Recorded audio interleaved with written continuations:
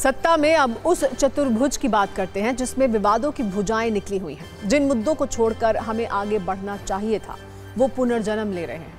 चाहे संभल के नेजा मेले के प्रति वहां के सांसद जियाउर रहमान बर्क की नई मोहब्बत हो, या फिर औरंगजेब की कब्र की सुरक्षा बढ़ाना और शिवसेना यूबीटी की पत्रिका सामना में औरंगजेब पर खर्च की गई स्याही, अकबर रोड पर अकबर का नाम लिखे साइन बोर्ड पर पोती गई कालिक हो, और इस सब से अलग पिछले 4 वर्षों से चला आ रहा किसान आंदोलन पर भगवंत मान का बुलडोजर अटैक। सत्ता में आज इन चारों खबरों को नजरिया 9 वाली नजर से देखेंगे और समझेंगे कि किसी विवाद को कहां तक पालना चाहिए, और जब हम विवादों में अटक जाते हैं तो कैसे विश्व गुरु बनने के रास्ते से भटक जाते हैं। इसी कड़ी में सत्ता में हमारी अगली खबर का शीर्षक है तलाश 2025। आज हमारी आंखें उन लोगों को तलाश रही हैं जो किसानों के हमदर्द बन रहे थे, जिन्होंने किसानों के हमदर्द होने की सियासी लाइफ जैकेट पहन रखी थी, जो किसानों के मुद्दों का इंजन स्टार्ट कर रहे थे। उन्हीं लोगों ने कल बुलडोजर का इंजन स्टार्ट करके किसानों के तंबू उखाड़ दिए।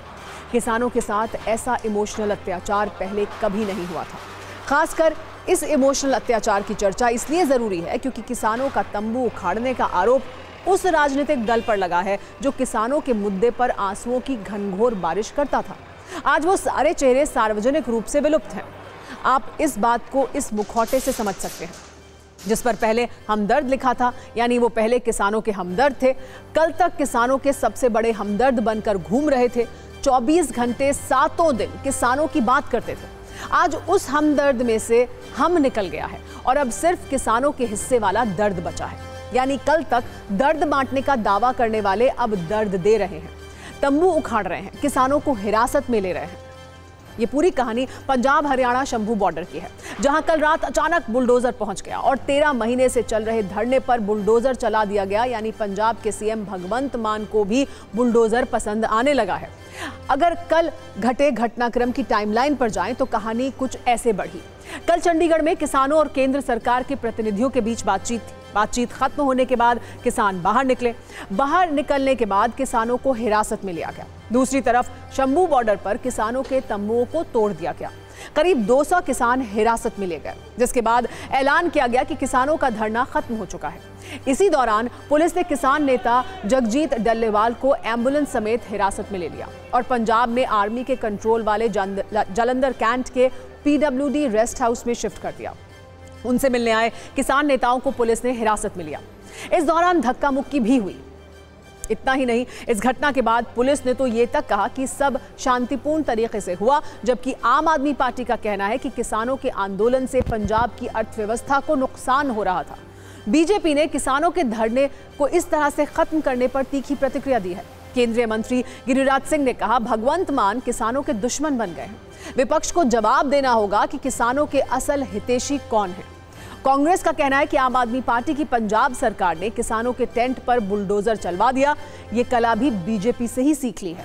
जबकि 13 महीने से किसानों के आंदोलन को खाद पानी देने वाली आम आदमी पार्टी का कहना है कि किसान आंदोलन से पंजाब की अर्थव्यवस्था को नुकसान पहुंच रहा था। व्यापार और नौकरी के लिए हाईवे को खोलना जरूरी था।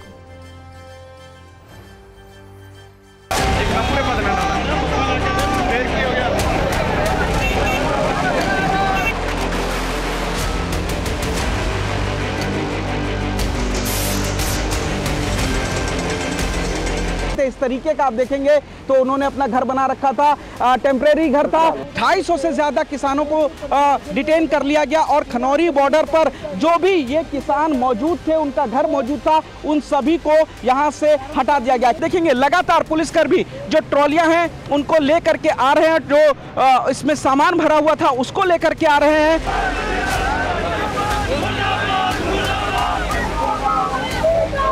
जो भी मोदी सरकार ਦੇ ਨਾਲ ਮਿਲੀ ਭੁਗਤ ਕਰਕੇ ਉਹਦੇ ਇਸ਼ਾਰੇ ਉੱਤੇ ਭਗਵੰਤ ਮਾਨ ਦੀ ਸਰਕਾਰ ਨੇ ਜਮਹੂਰੀ ਹੱਕਾਂ ਦਾ ਘਾਣ ਕਰਦਿਆਂ ਸ਼ੰਭੂ ਖਨੌਰੀ ਬਾਰਡਰਾਂ ਦੇ ਉੱਤੇ ਜਿਹੜਾ ਵਾ ਜ਼ਬਰਦਸਤੀ ਕਰਕੇ ਅਤਿਆਚਾਰ ਕੀਤਾ ਵਾ, ਲਾਠੀ ਚਾਰਜ ਕੀਤਾ ਵਾ, ਧਰਨੇ ਖੇੜੇ ਆ, गिरफ्तार किया किसान आगू।